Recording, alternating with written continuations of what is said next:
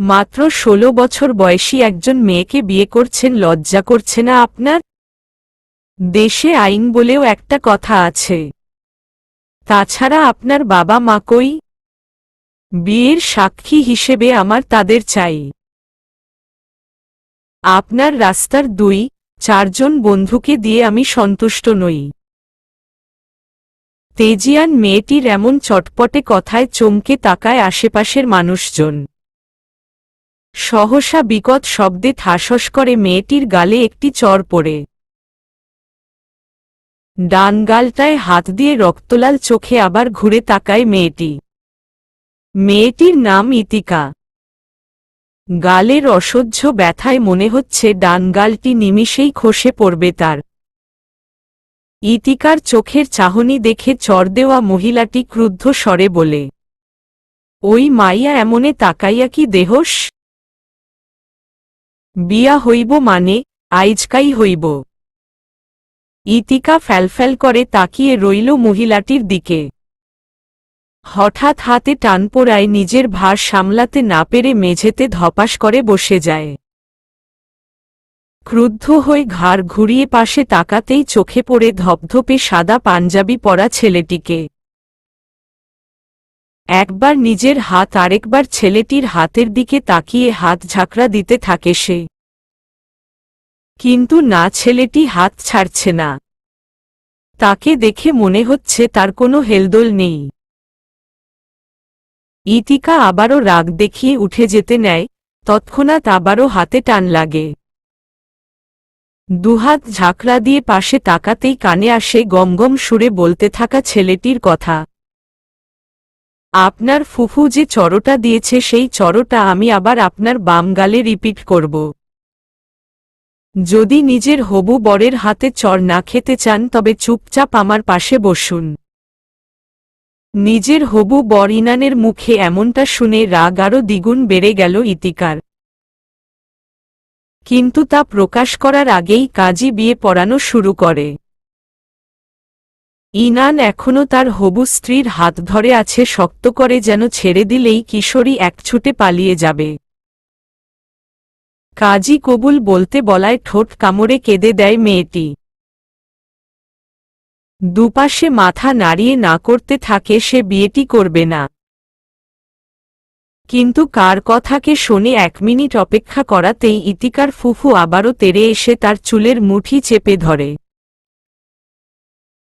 নির্দোষ মেয়েটির এমন অত্যাচার দেখে ইনানের বন্ধু সুফিয়া ছুটে এসে ইতিকাকে জড়িয়ে ধরে।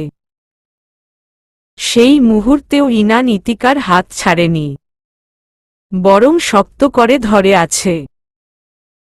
সুফিয়া রাগী মুখ করে ইনানের দিকে একবার তাকায়। ইনানের তাতেও হেলদোল নেই, বরং সে কাজীকে তাড়া করে বিয়ে পোড়ানোর জন্য।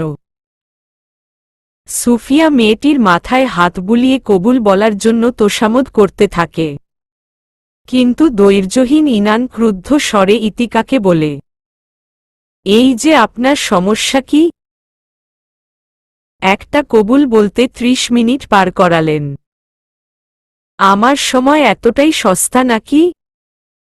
আজ এখানে এই মুহূর্তে বিয়ে হবে, না হয় সবার গর্দান যাবে। অলিদ দ্রুত রামদা নিয়ে আয়। ইনানের কথায় কেঁপে উঠে অলিদ। দরজা দিয়ে বাইরে যাওয়ার জন্য পা বাড়াতেই কানে আসে দীর্ঘ প্রতীক্ষার সেই শব্দ, কবুল। ঘুটঘুটে অন্ধকার গ্রামের রাস্তায় হাঁটু মুড়ে বসে আছে অলিদ। মাইক্রো সিটে গা এলিয়ে বসেছে সুফিয়া। তারা নিজেদের মাঝে কথা বলায় ব্যস্ত। এমন সময় সেখানে এগিয়ে আসে ইনান। তখনই একছুটে তার দিকে এগিয়ে আসে অলিদ। শালা, তোর মাথায় কি ঘুরছে? দিন দিন সব বুদ্ধি কি লোপ পেয়েছে নাকি? একটা বাচ্চা মেয়েকে বিয়ে করেছিস, এখনো ১৮ বছর হয়নি তার। তো ইনানের ঘাড় তেরা জবাবে সুফিয়া বিরক্ত হয়ে গাড়ি থেকে নেমে আসে এবং ইনানকে উদ্দেশ্য করে বলে, দোস্ত, আমি মানলাম এটা অজপাড়াগা, এখানে 15-16 বছরে আহরহ মেয়েদের বিয়ে হচ্ছে, কিন্তু আমাদের শহরের কথা ভাব। একবার মেয়েটাকে নিয়ে গেলে পুলিশ কেসেও ফেঁসে যেতে পারিস। তাছাড়া আঙ্কেল আন্টি কিছুতেই এই বিয়ে মানবে না। তো এত চাপ নিচ্ছিস কেন? আমি যে বিয়ে করেছি বাবা মা না জানলেও মামু ঠিকই জানে। ইনানের কথায় তেতে উঠল অলিদ। আল্লাহর কসম আঙ্কেল ঠিকই বলে, তোর মামু তোর মাথাটা চিবিয়ে খাচ্ছে। না হলে এই মেয়েকে বিয়ের জন্য অনুমতি তিনি কি করে দেয়? সেটা তোকে না জানলেও হবে। সুফিয়া, যা গিয়ে দেখ আমার বউটার বিদায় পর্ব শেষ কিনা। আমাদের হাতে সময় নেই, অলরেডি রাত 1টা বেজে গেছে। সুফিয়া সোজা হেঁটে ইনানের বাড়ির উদ্দেশ্য যেতে থাকে। তার মাথাটা ঘুরছে, তার বন্ধু এমন বুঝদার ছেলে কিনা মাত্র 16 বছর বয়সী একটি মেয়েকে বিয়ে করছে, ভাবতেই রাগগুলো মাথা ফেটে বেরিয়ে আসছে। বিদায়ের ক্ষণে কারো চোখে জল নেই, সবাই স্বাভাবিক। ইতিকা মূর্তির মতো দাঁড়িয়ে আছে, পরনে তার লাল বেনারসি। শুধু তাকে জড়িয়ে ধরে কাঁদছে তার সমবয়সী ফুফাতো বোন মিহি। নিস্তব্ধতা ঘুচে দিচ্ছে মেয়েটির কান্না। পরক্ষণে ইতিকার ফুফু এসে মেয়েটির মুখ চেপে ধরে, কেননা নিরিবিলি স্তব্ধ পরিবেশে সবার হয়তো সন্দেহ হবে আজ ইতিকার বিয়ে। গ্রামের আশেপাশের সবাই এত দল বাঁধানো মানুষজন দেখে সন্দেহ করলেও ইতিকার ফুফা আকবর বলেছেন এরা শহর থেকে এসেছে, তার পরিচিত লোকজন। কিন্তু বাড়ির 2-3টে পরিবার ছাড়া কেউ জানে না আজ ইতিকার বিয়ে। আর সেই 2-3 পরিবারের মুখ টাকা দিয়ে বন্ধ করেছে ইনান।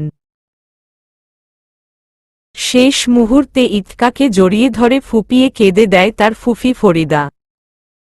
কিন্তু মেয়েটির চোখে জল নেই, নেই কোনো বিদায়ের ক্ষণের কষ্ট। চোখে মুখে হতাশার ছাপ। ফরিদার কান্নার শব্দ কমে আসতেই ইতিকা তার কানে ফিসফিস করে বলে, ওয়াসিম আসবে ফুফি, দেখে নিও। ওয়াসিম তোমাদের ছাড়বে না। ওয়াসিমের ভালোবাসা মিথ্যা নয়। নিরিবিলি রাস্তা মারিয়ে রাত প্রায় 4টার সময় ইনানের গাড়িটি ঢুকল 12 তলা বিশিষ্ট একটি ফ্ল্যাট বাড়িতে। 9 তলার ফ্ল্যাটটিতে উঠে সুফিয়া ইতিকাকে নিয়ে দরজা খুলে ঘরের ভেতরে ঢুকতে নিলেই ইতিকার হাত টেনে পিছিয়ে আনে ইনান। তখনই তীক্ষ্ণ দৃষ্টিতে ইনানের দিকে ইতিকা তাকালে ইনান তাকে উপেক্ষা করে সুফিয়াকে উদ্দেশ্য করে বলে, সুফু তুই আগে ঘরে যা, তারপর বরণ কর। এই সময় বরণ ডালা কোথায় পাবো আমি? ভেতরে সব ব্যবস্থা করা আছে, তুই গিয়ে দেখ। অলিদ পেছনে থেকে ইনানের কথায় ঠোঁট বাঁকায়। তার ধারণা ছিল না ইনান এত অল্প সময়ে এত কিছুর ব্যবস্থা করেছে। বরণ শেষে ঘরে ঢুকে সবাই। সুফিয়া এবং অলিদ অবাক হয়ে তাকিয়ে আছে চারিদিকে। পুরো ঘরটা আর্টিফিশিয়াল ফুল এবং ছোট ছোট ফেইরি লাইটে সাজানো। অথচ এই বাড়ি থেকে তারা সকাল 10টার পর বেরিয়েছে, তখনও এমন কিছু ছিল না। তার মানে ইতিকাকে বিয়ে করার বিষয়টা কি ইনানের আগের প্ল্যানিং ছিল? আর ভাবতে পারল না, অলিদ চিন্তায় তার মাথা ফেটে যাচ্ছে। ইনান সুফিয়াকে ইশারা করে ইতিকাকে তার রুমে নিয়ে যাওয়ার জন্য। সুফিয়া ইনানের রুমে ঢুকতেই যেন আসমান থেকে ধপাস করে পড়ে। রুমটা ছোট ছোট ক্যান্ডেল, প্রদীপ দিয়ে সাজানো, তার মাঝে কিছু ফুল। ইতিকাকে বিছানায় বসিয়ে সুফিয়া চলে যেতে নিলেই তার হাত টেনে ধরে ইতিকা। আপু? হ্যাঁ বলো। আমি এখানে থাকব না। লোকটাকে আমি চিনি না জানি না, হুট করে জোর করে বিয়ে হয়ে গেল আর তুলে নিয়ে আসলো। আমি মানতে পারছি না। তুমি নিজেকে মানিয়ে নাও ইতিকা। ইনানের মাথায় কি ঘুরছে তা আমার বোধগম্য নয়। তার থেকে ভালো কি হচ্ছে দেখে যাও। সুফিয়া ইতিকাকে কোনো কথা বলার সুযোগ না দিয়ে রুম থেকে বেরিয়ে যায়। দরজার বাইরে অলিদের সাথে তর্কে জড়িয়ে আছে ইনান। তখনই সুফিয়া এসে ইনানের পাঞ্জাবি আঁকড়ে ধরে। সমস্যা কি তোর ইনান? আমার কি সমস্যা হবে?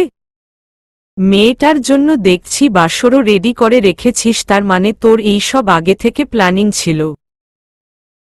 অথচ আমাদের বলেছিস তুই মেয়েটাকে জাস্ট আজ দেখেছিস আর আজকেই বিয়ে করবি।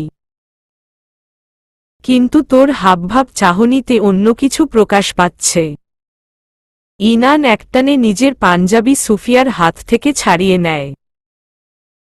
শান্ত সুরে নির্ভীয়ভাবে বলে, হ্যাঁ, 1 মাস ধরে আমি সবকিছু প্ল্যানিং করেছি। সুযোগ্য সময় পেয়েছি আর বিয়ে করে এনেছি, সাক্ষী হিসেবে তোরা ছিলি। তার মানে? কিছু না, যা তোরা ঘুমা। অলিদ, তুই তোর রুমে যা, আর শুফু তোর জন্য ডানের ঘর রাখা আছে। ইনান পাঞ্জাবি ঠিক করতে করতে রুমের দরজা খুলে তখনই কানে আসে তেজিয়ান সুফিয়ার কণ্ঠ।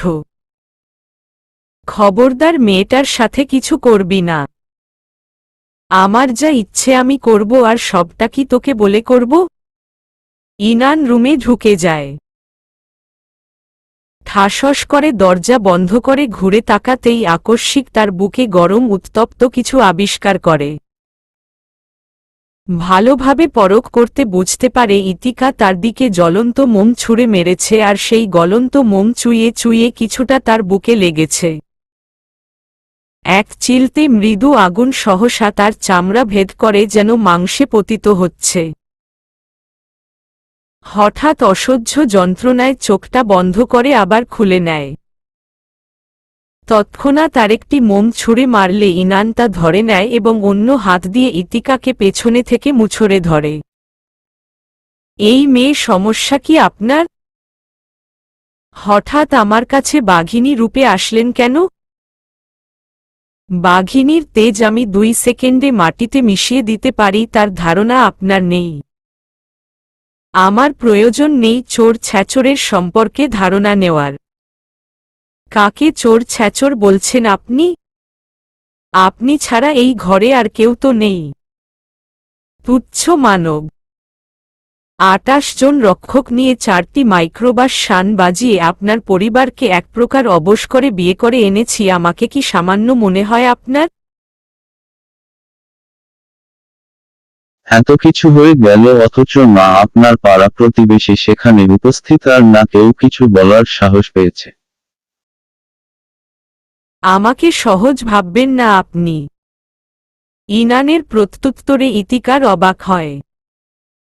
সত্যি তজপাড়াগা গ্রামটিতে সামান্য 2-4 জন মেহমান আসলে এক ঘরের লোক এসে অন্য ঘরে উকিঝুঁকি দেয়, কিন্তু বিয়ের ভরা মজলিসে কেউ কিচ্ছুটি জানল না। কে উনি? ইতিকার ভাবুক মুখটা দেখে তার চিবুক তুলে ধরে ইনান।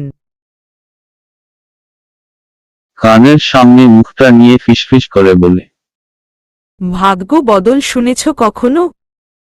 আজকের পর তোমার ভাগ্য বদল হবে। হয় সূচনা, না হয় বিষাক্ত উপসংহার। ইনান ইতিকাকে ছেড়ে আয়নার সামনে দাঁড়ায়। তখনই আয়নায় সেই কিশোরীর প্রতিবিম্ব অগোচর করে ইনান। মেয়েটি হাসছে অদ্ভুত ভঙ্গিতে। ইতিকা হাসতে হাসতে ইনানকে উদ্দেশ্য করে বলে, ঘটনা তো উল্টাও হতে পারে, যদি আপনার ভাগ্যের পরিবর্তন হয়। আমার যা চাই তা কিন্তু আমি নিয়েই ছাড়ি, কিন্তু আপনি আমার পূর্ণতাতে বাধা দিয়েছেন, তাই আপনার প্রাণ বিনাশ করে হলেও আমি আমার পূর্ণতা করে ছাড়ব। ইতিকার কথায় গা দুলিয়ে হাসে ইনান। আয়নার দিকে তাকিয়ে ইতিকার চোখে চোখ রেখে কোমরে হাত গুজে বলে, তবে তাই হোক। দুপুরের রোদ জানালার কাচ ভেদ করে তির্যক ভাবে ইনানের চোখে লাগে। সহসা চোখ মুখ কুঁচকে আড়মোড়া কাটিয়ে উঠে বসে সে। দেয়াল ঘড়ির দিকে তাকিয়ে সকাল 12:30 বাজতে দেখে আবার ধোপাস করে বিছানায় শুয়ে যায়। পাশে ফিরে তাকাতেই গুটিয়ে শুয়ে থাকা লাল শাড়ি পরা একটি মেয়েকে দেখে ভড়কে যায়। সহসা বিছানা থেকে উঠে দাঁড়িয়ে যায়। বুকে হাত দিয়ে জোরে জোরে শ্বাস নিতে নিতে রুমের পরিবেশটা পরখ করে বুঝতে পারে, আরে মেয়েটা তার বিবাহিত স্ত্রী। গতকাল মেয়েটার সাথে কথা কাটাকাটির এক পর্যায়ে ক্লান্ত শরীর নিয়ে বিছানায় শুয়ে যায়। তারপর আর মনে নেই। হয়তো ক্লান্ত শরীরে মেয়েটি দুরুক্তি না করে গুটিয়ে শুয়ে যায় ইনানের পাশে। আয়নায় নিজেকে ভালোভাবে দেখে নেয় ইনান। গতকালের সাজ পোশাক এখনো আগের মতো আছে। রুম থেকে বের হয়ে সোজা লিভিং রুমের উদ্দেশ্য পা বাড়ায়। অলিদ আর সুফিয়া সেখানেই বসে আছে। ইনানকে আসতে দেখে অলিদ ভ্রু কুঁচকে তার দিকে তাকিয়ে থাকে কিছুক্ষণ। তার সন্দেহভাজন দৃষ্টি দেখে ভ্রু কুঁচকায় ইনান। তোর সমস্যা কি, এইভাবে তাকিয়ে কি দেখছিস? তোর সাজপোশাক এখনো আগের মতো, মানে রাতে কিছু হয়নি?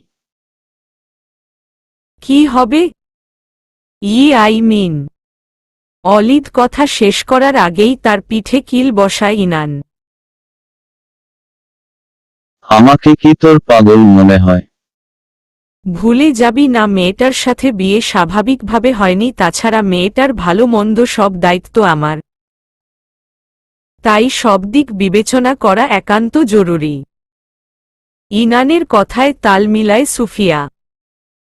ঠিক বলেছিস, তবে তোর পাঞ্জাবি পরল কি করে? তেমন কিছু না। দুপুর হয়ে এসেছে, তোরা তোদের পছন্দ মতো খাবার অর্ডার দে, ডেলিভারি ম্যান খাওয়ার দিয়ে যাবে। ওকে, তুই ফ্রেশ হয়ে আয়। ইনান উপরে উঠে আবারও নিজের রুমে চলে যায়। ইতিকা এখনো ঘুমিয়ে আছে আগের মতো। ইনান আগে ফ্রেশ হয়ে এসে ইতিকার পাশে বসে। এই যে শুনছেন, এই মেয়ে, এই যে। ইতিকার হুঁশ নেই।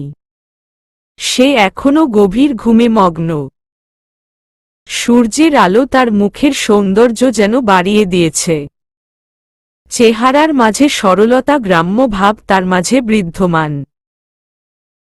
কিন্তু কে বলবে এই মেয়ের ঘুম ভাঙ্গলে বাঘিনী রূপ ধারণ করবে?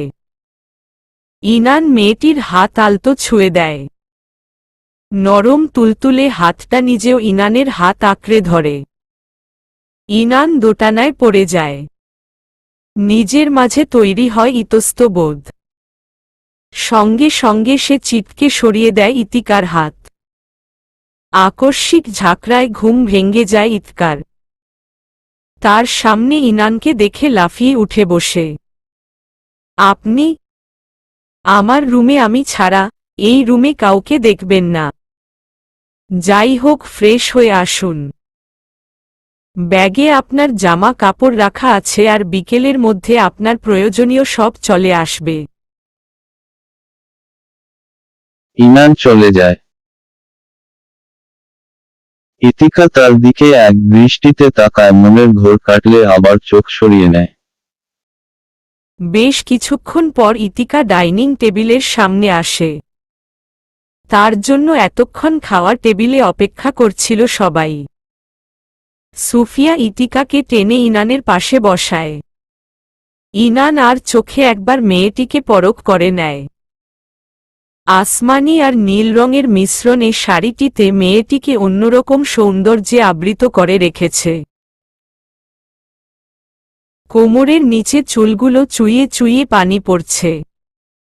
সুফিয়া সবার খাবার সার্ভ করে নিজেও বসে যায়। ইতিকার দিকে তাকিয়ে তার ভ্রুযুগল কিঞ্চিত কুঁচকে যায়। সবাই হাতে চামচ নিয়ে সহজে খাবার খাচ্ছে, কিন্তু ইতিকা এইসবে অভ্যস্ত নয়, তাই সবার দিকে আর চোখে তাকিয়ে আবার নিজের প্লেটের দিকে একবার তাকাচ্ছে। তার অবস্থা বুঝতে পেরে সুফিয়া স্মিথ হেসে বলে, ইতিকা, তুমি হাত দিয়ে খাও, আমিও হাত দিয়েই খাবো। ঠিক আছে আপু। মেয়েটির চোখে ভয়ের ছাপ কেটে গেছে। মুচকি হেসে নিজেও খাওয়া শুরু করে। অপরদিকে অলিদ একবার ইনান আরেকবার ইতিকার দিকে তাকাচ্ছে। তার সবকিছু গোজামিল লাগছে। ইনান বরাবরই স্টাইল, ফ্যাশন সচেতন ছেলে। তার সঙ্গে সব ওয়েস্টার্ন ড্রেস পরা মেয়েদের চলাফেরা, তার মাঝে এই গ্রাম্য মেয়েকে বিয়ে করার কারণ সে খুঁজে পেল না। দুপুরের পর সুফিয়া তার নিজের বাড়ির উদ্দেশ্য বেরিয়ে যায়। সুফিয়া, অলিদ এবং ইনান তিনজনের বন্ধুত্ব একটু বেশি গভীর। অলিদের বাড়ি ঢাকার বাইরে হওয়ায় ভার্সিটিতে আসা যাওয়ার সমস্যা হওয়ায় মেসে থাকতে শুরু করে, কিন্তু গত 1 বছর ইনান তার বাবা মাকে ছেড়ে এই ফ্ল্যাটে উঠেছে। তারপর থেকে ইনানের সঙ্গে এই ফ্ল্যাটে আছে আলিদ। বসার রুমে অলিদ এবং ইনান একসঙ্গে বসে আছে, তখনই নিরিবিলি পরিবেশটার ছেদ ঘটায় ইনানের ফোনের ভাইব্রেটর। বাড়ির দারোয়ানের নাম্বার দেখে তার মনে সন্দেহের বাতি জ্বলে ওঠে। আসসালামু আলাইকুম চাচা, বলুন। তুমি নাকি বিয়া করছো? তোমার আব্বা আম্মা আসছে।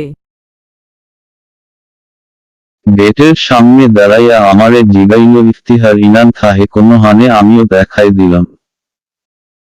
গত 1 বছরে তাদের দেহা পাইলাম না, আর আইজগা আইসা পড়ছে, তোমার বিয়ার খবর পাইল কেমনে? তারা এখন কোথায় চাচা? বাগান সাইড পার হইয়া গেছে, লিফটে উঠে যাবে যে কোনো সময়ে। ইনান আর দেরি করল না, দ্রুত মোবাইলটা ছুঁড়ে মারে সোফার উপর। অলিদকে বুঝিয়ে দেয় কেউ আসলে দরজা যেন দেরিতে খোলে। ইনান ঝটপট নিজের রুমে গিয়ে শব্দ করে দরজা বন্ধ করে দেয়। এদিকে বিছানায় উপর হয়ে কাঁদছে ইতিকা। লেখনীতে পলি আনান। হুট করেই তাকে টেনে দাঁড় করাই ছেলেটি। তার শাড়ির ঠিক নেই, এদিক সেদিকে হয়ে আছে।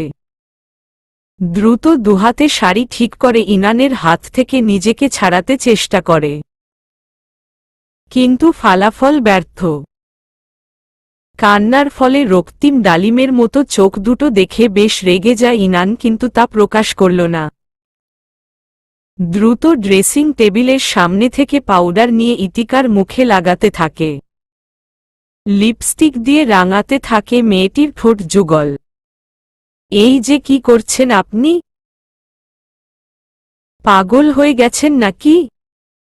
ইতিকার ধমক ইনান শুনল না, বরং বডি স্প্রে নিয়ে তার সারা শরীরে স্প্রে করল।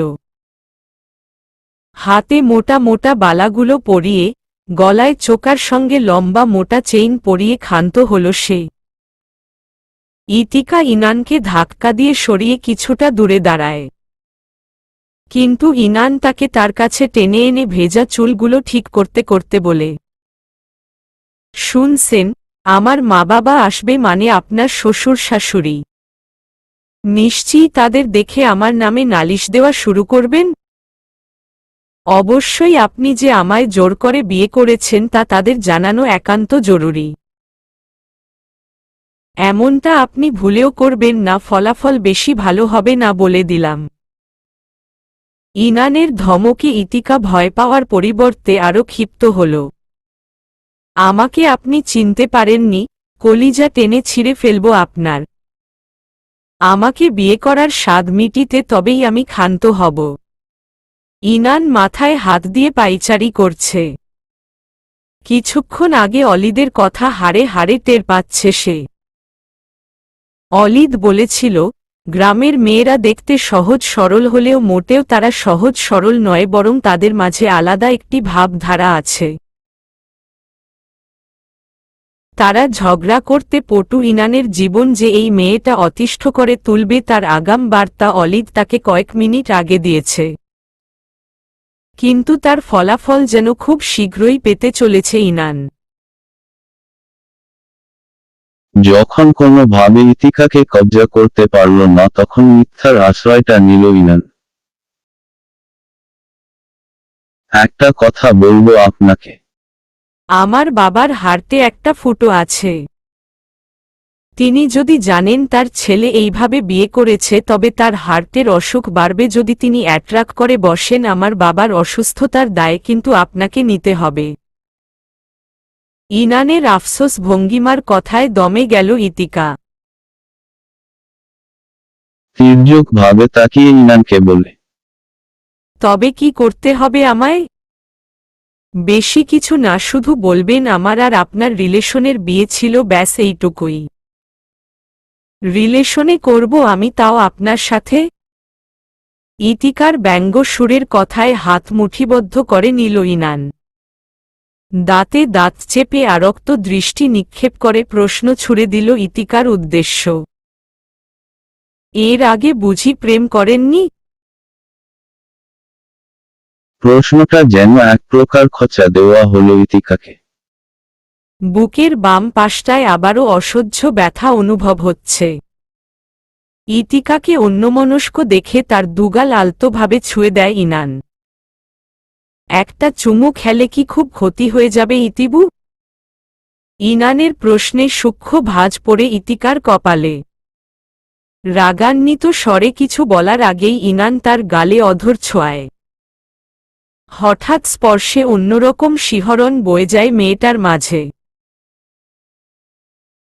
ইনান সরে আসে তার সামনে থেকে, আবার কি মনে করে এগিয়ে যায়। মেয়েটিকে নিজের সামনে দাঁড় করিয়ে আয়নার দিকে ইশারা করে। ডানে বামে অতীতে কি হয়েছে ভুলে যান ইতিকা। আর সামনে কি হবে তাও ভাবতে হবে না আপনার। আপনি আজকের পর থেকে মাথায় এটাই ঢুকিয়ে নিন, আপনি আমার ইতিবু। ইতিকা নামটাই ডাকতে পারবো না। তার থেকে ভালো আমি আপনাকে ছোট নামে ডাকি ইতি, আর আপনি আমার একমাত্র বউ, তাই আপনি আমার ইতিবু। ইতিকা শিউরে উঠল, আয়নার দিকে তাকিয়ে ছেলেটিকে একবার দেখে নিল। কপালের দিকটায় কাটা দাগ, গালের বাম পাশেও কিছু কাটা দাগের চিহ্ন। অদ্ভুত একটা মানুষের বিক্ষিপ্ত এতটা কাটা দাগ কি করে? আর জখম পেল বা কি করে সে? ইতিকার ভাবনার ছেদ ঘটে ইনানের আবেগী সুরে কণ্ঠের। ইতিবু, আপনি কি আমার বাবা মাকে নিজের বাবা মায়ের আসনে বসাতে পারবেন? কলিং বেলের শব্দে বারবার কেঁপে উঠছে অলিদ, তার মাঝে তৈরি হয়েছে ভয়ের সঞ্চার। যতবার ইনানের বাবার সাথে তার দেখা হয়েছে প্রতিবার তাকে বকা শুনতে হয়েছে, কখনো কখনো তাকে মারার জন্য তেড়ে এসেছে। তার একমাত্র কারণ ইনান কেন তার মামার সঙ্গে রাজনীতিতে মেতে আছে।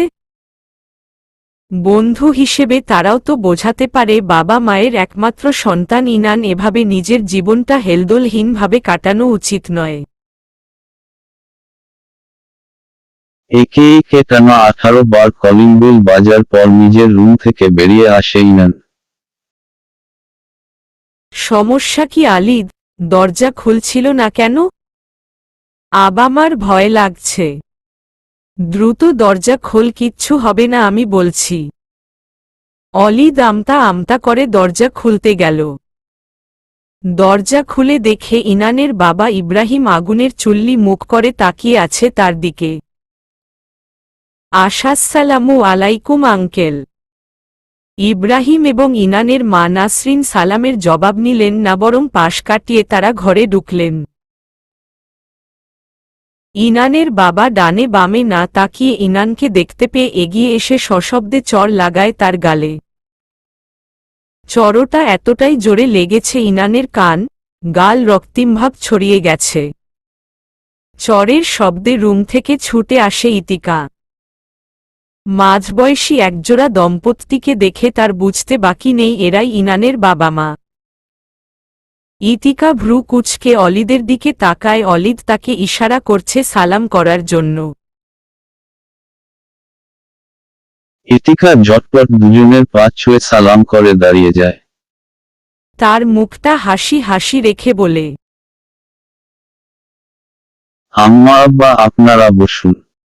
আপনাদের বেশ ক্লান্ত লাগছে। ইতিকার দিকে তাকিয়ে অবাক না হয়ে পারলেন না ইব্রাহিম। নাসরিন মুখে আঁচল গুজে এবার কেঁদেই দিলেন। আমার ছেলের মাথায় ব্যামো হয়েছে গো ব্যামো। এই বাচ্চা মেয়েটাকে বিয়ে করে কি বোঝাতে চাইছে সে? ইব্রাহিম এবার ইনানের কলার টেনে আরেকটি চর বসিয়ে দিল।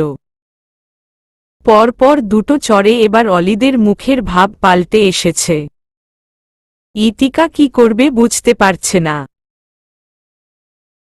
ইনানের দিকে তাকিয়ে পরিস্থিতি বোঝার চেষ্টা করছে।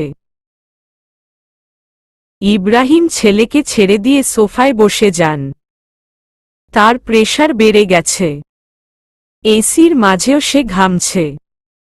ডাইনিং টেবিল থেকে পানির গ্লাস এনে ইব্রাহিমের দিকে বাড়িয়ে দিল ইতিকা। কিন্তু ইব্রাহিম হাতে তুলে নিলেন না। বরং ইতিকাকে আপাদমস্তক একবার দেখে ইনানের উদ্দেশ্য বলে, এই মেয়েকে ছেড়ে দেবে তুমি আর তোমার বিয়ে করার শখ হয়েছে? বেশ, আমরা মেয়ে খুঁজে তোমার বিয়ের ব্যবস্থা করব। সরি, বিয়ে যখন একবার করেছি তখন ছেড়ে দেওয়ার জন্য করিনি। সংসার করব বলেই করেছি।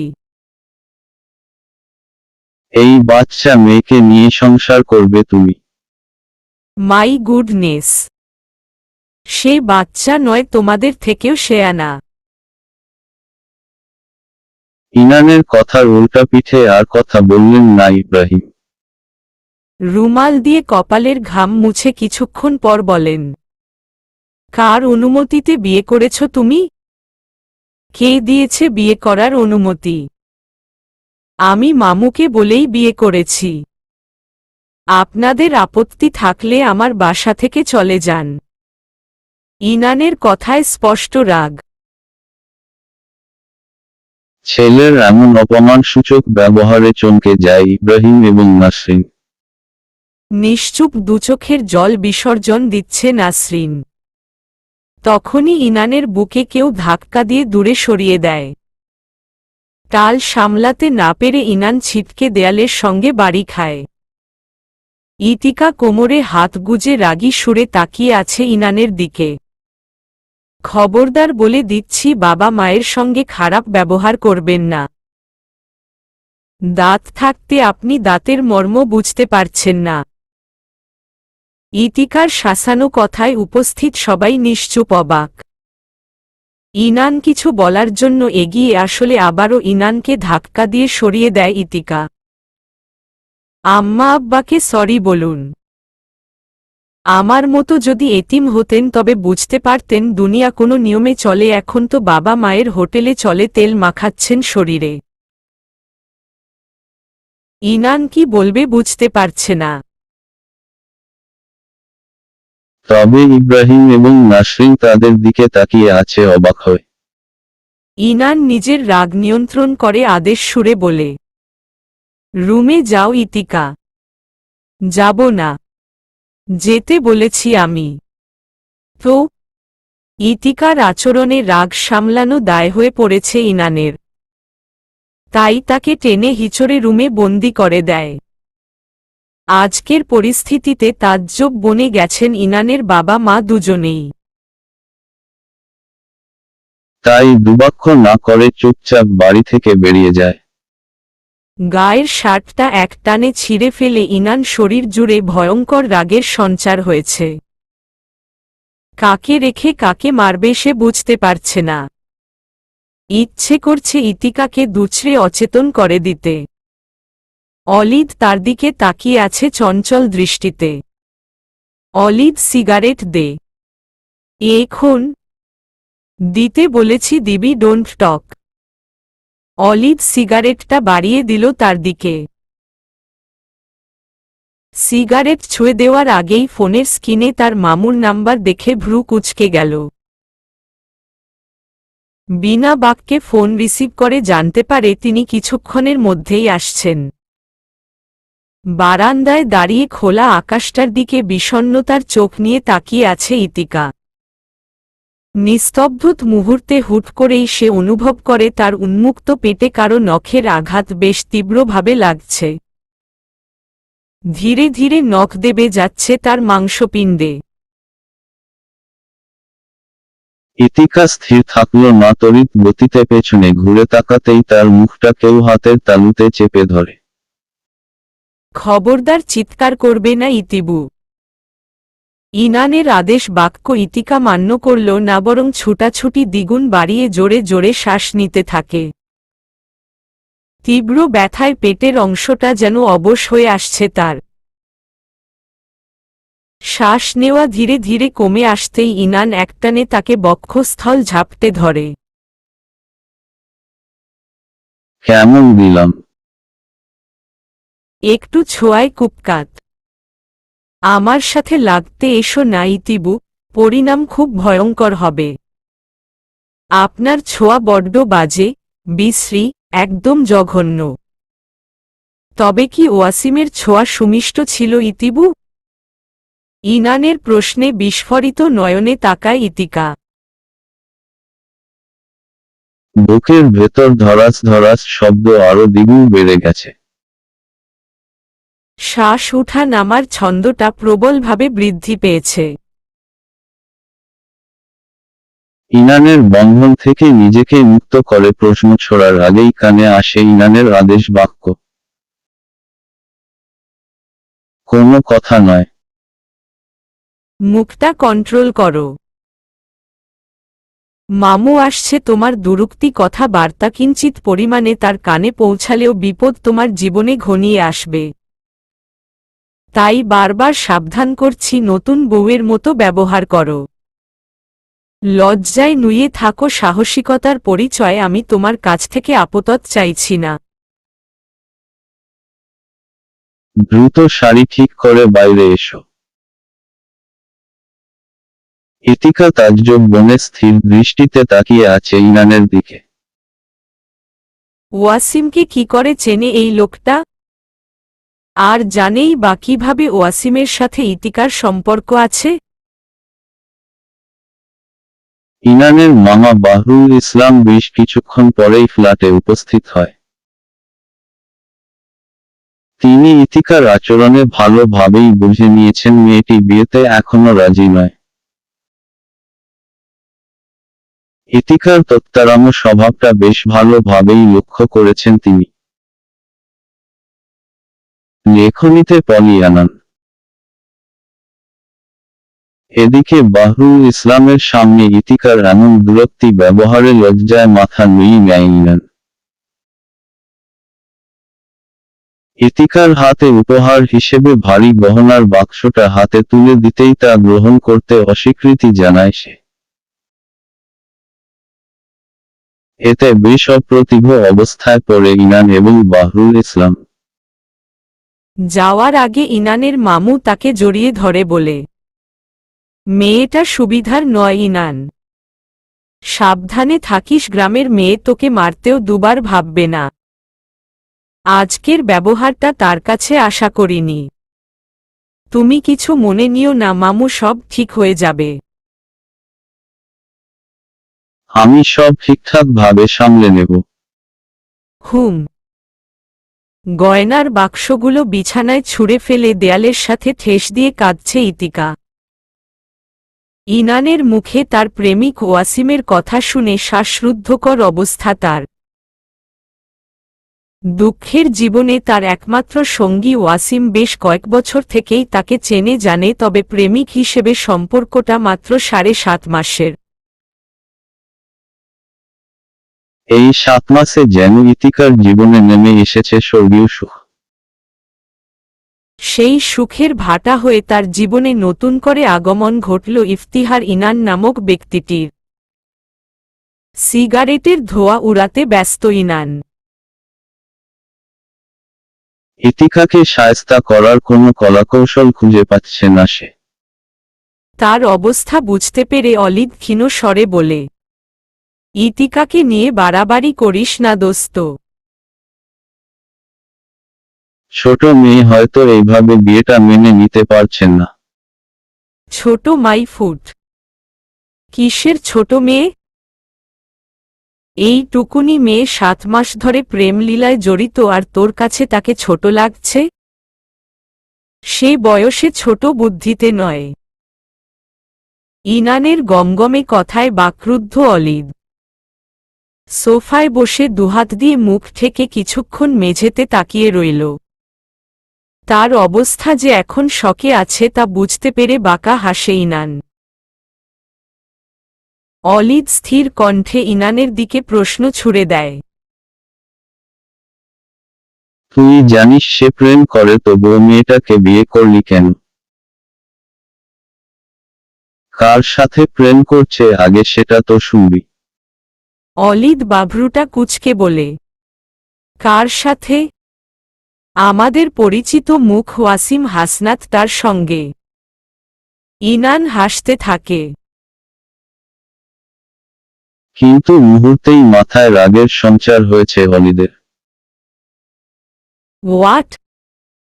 তুই পাগল হয়ে গেছিস? নাকি ওয়াসিম পাগল হয়েছে? ক্লাস 9-এ পড়ুয়া একটি মেয়ের সাথে প্রেমে মশগুল ওয়াসিম কুত্তাটা, আর তুই ডাইরেক্ট জোর জবরদস্তি করে বিয়ে করে নিলি। এত কথা তোকে বুঝতে হবে না, আগে মেয়েটাকে শায়েস্তা করে আসি। কি করবি তুই? খবরদার বাড়াবাড়ি করবি না বলে দিলাম। অলিদ, তুই ভালো করেই জানিস আমি অবাধ্য ছেলে, নিজের মর্জি মতো চলাফেরা করি, সেখানে তুই বারণ করলেও আমি তোর কথা শুনব না। So goodbye. Inan. Inan একছুটে নিজের বেডরুমে প্রবেশ করে। সেখানে স্থির হয়ে মেঝেতে বসে কাঁদছে ইতিকা। ঢেউ খেলানো চুলগুলো একপাশটায় দলা পাকিয়ে আছে, যার ফলে তার উন্মুক্ত পিঠ সহজে ইনানের চোখে পড়ে, আর তা দেখে স্থির চিত্তে তাকিয়ে রইল সে। হুট করেই অবাধ্য মন তাকে জানান দিচ্ছে এই মেয়েটি তার বিবাহিত স্ত্রী, তাকে ছুঁয়ে দেওয়ার অধিকার ইনানের আছে।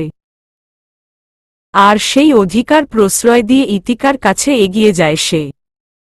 তখনই তার কানে আসে তার ইতিবু ফ্যাচফ্যাচ করে কাঁদছে। ইনান রাগ জেদ ভুলে ইতিকার সামনে হাঁটু মুড়ে বসে। কাঁদছেন কেন? ইনানের প্রশ্নে মাথা তুলে তাকায় সে।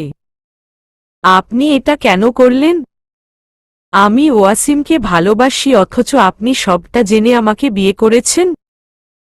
ওয়াসিমের চেয়ে আমাকে কেউ ভালোবাসতেও পারবে না, আর কেউ ভালো রাখতেও পারবে না। নিভিন্ত রাগটা চড়া দিয়ে উঠেছে ইনানের মাথায়। কোনো স্বামী কখনোই চাইবে না তার স্ত্রী অন্য পুরুষের জন্য তার সামনে চোখের জল বিসর্জন দেবে। আমি তোমার বিবাহিত স্বামী, অথচ আমার সামনে তুমি অন্য পুরুষের জন্য চোখের জল ফেলছ। আর এদিকে আমায় ছুড়ে দিচ্ছ অবহেলা। আমি তো এই বিয়ে মানি না, সরে যান আমার সামনে থেকে। ইতিকা ইনানের বুকে ধাক্কা দিতেই সে কিছুটা দূরে পিছিয়ে যায়। তার আচরণে ইনানের মাঝে অপমান বোধের সৃষ্টি হয়। ইনান একটানে দাঁড় করায় ইতিকাকে। আরে কোথায় নিয়ে যাচ্ছেন আমাকে?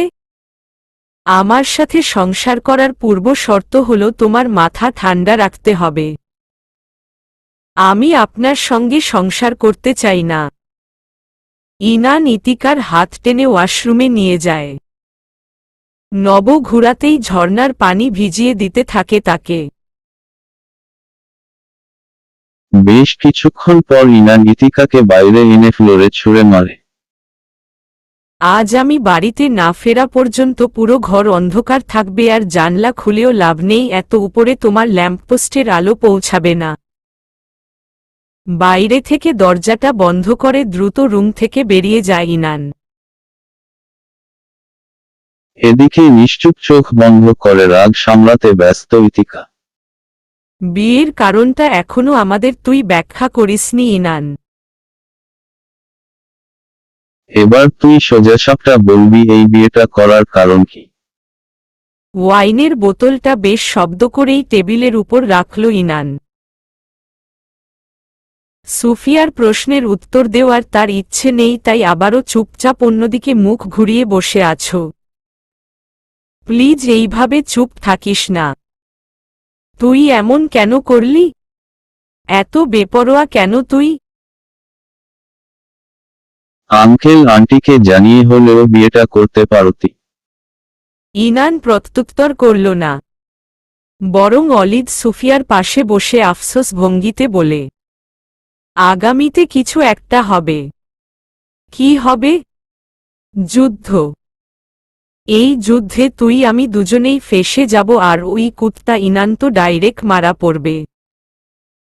মানে কি? ইতিকা মেয়েটি আমাদের টপ শত্রু ওয়াসিমের গার্লফ্রেন্ড। অলিদের কথা শুনে সারা শরীরে ঝলকানি দিয়ে উঠে সুফিয়ার। দুহাতে মাথা চেপে ধরে গোপনে জোরে জোরে শ্বাস ছাড়তে থাকে।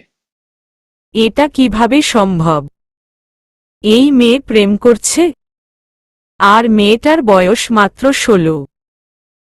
আমার জানা মতে ক্লাস 9-এ পড়ছে। সুফিয়ার কথায় হো হো করে হেসে উঠে ইনান।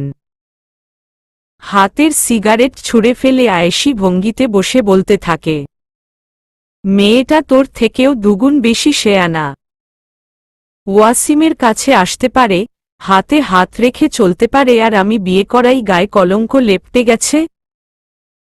বিয়ে করা আর গার্লফ্রেন্ড হওয়া দুইটা কি এক? তোর উপর আমার বিশ্বাস নেই কখন কি করে ফেলবি। সুফিয়ার কথায় এবার বেশ রেগে গেল ইনান। টেবিলের উপর শব্দ করে হাত রেখে বলে, শেট আপ, আমার বউয়ের কোনটা ভালো আর কোনটা মন্দ আমি জানি। তাই তোদের কাছ থেকে জ্ঞান নিতে আসব না। আরেকটা কথা, ইতিকার বয়স 16 নয়, 17 বছর 10 মাস। আর 16 বছর যে জন্ম নিবন্ধনটা আছে ওটাতে বয়সের হেরফের করা আছে। তার মায়ের মৃত্যুর কারণে পড়াশোনার বাধাগ্রস্ত হয়। কিছুদিন পরেই ইতিকার 18 বছর পূর্ণ হবে। এখন আশা করি এই বিষয় নিয়ে তোদের মাথা ব্যথা নেই তোদের। ইনান আবারও চেয়ারে বসে ওয়াইনের বোতলে চুমুক লাগায়।